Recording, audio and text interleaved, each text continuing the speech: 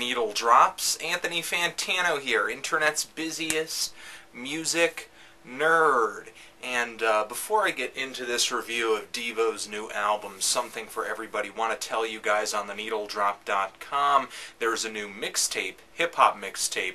Fashawn does a little tribute to the Nas album Illmatic. You guys may remember at the beginning of this year I did a review of Fashawn's new LP, Boy Meets World.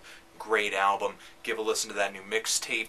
Link in the D-Box. Some of you may not know who Devo is, and you may also not even care about who Devo is, but I'm here to tell you that you really should. Because Devo is without a doubt one of the most crucial groups in new wave and post-punk, right up there with bands like New Order and artists like Gary Newman. But Devo really did have their own unique style. They had a cold, calculating disposition, a lot like the group Kraftwerk, but yet they also had this inquisitive experimentalism about them, something that was kind of fun and quirky that I could liken to Brian Eno's first solo records. And because of that, their music is just so much fun. It just has a lot of personality, just so rigid and robotic and yet so human and so endearing. Now, I'll admit, I've never really appreciated a Devo album in full. Not that I haven't listened to one in full, but there's usually a stray track or two that really rubs me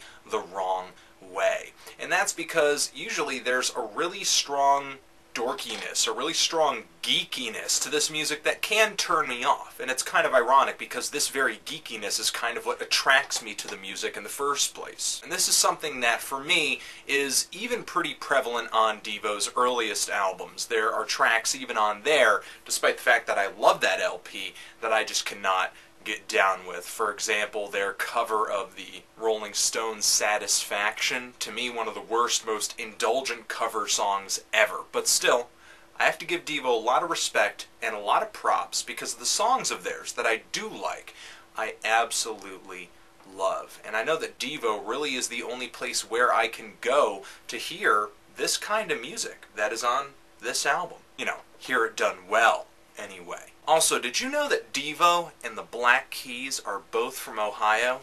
Coincidence?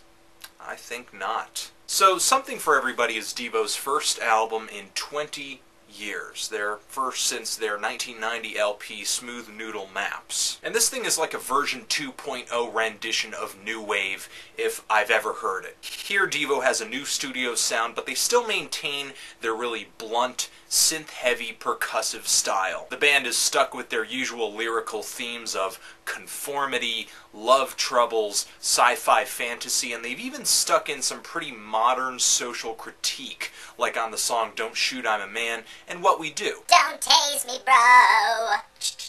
Don't tase me, bro. And the high points on this LP are extremely high. Just songs that, to me, are instantly catchy, like Fresh and Later Is Now. Just great hooks and great sounds, great songwriting throughout. And Devo has put together some really impressive sounds on this album too. Really snappy drums and infectiously mechanized grooves. And of course there's just an army of synth tones and timbres throughout this release too. Squawks, buzzing, distortion, weird tremolo effects. I mean, this LP really sounds like it's from 2010, but Devo still, in no way, has abandoned the primal hybrid of rock and electronics that made their music so unique in 1978. If you really want to know what this album sounds like, imagine a disco dance party with the cast of Lost in Space, where everyone is forced to wear the same colored tracksuit on the dance floor. But I do have some gripes about this album.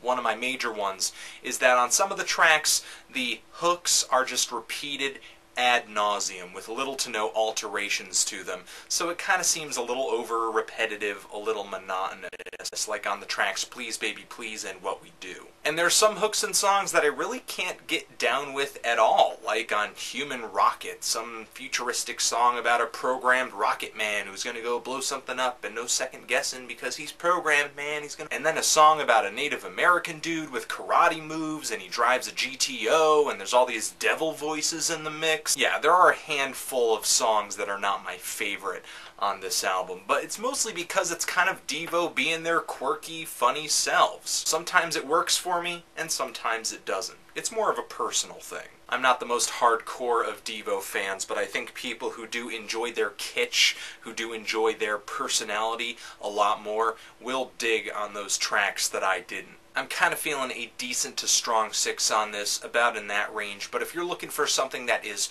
electronic, poppy, well-read, very weird, music that doesn't care what anyone thinks, this is where you want to be. But let me know what you think of this album.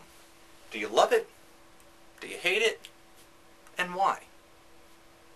It's an LP that would win first place at the science fair. Devo's something for everybody. Forever.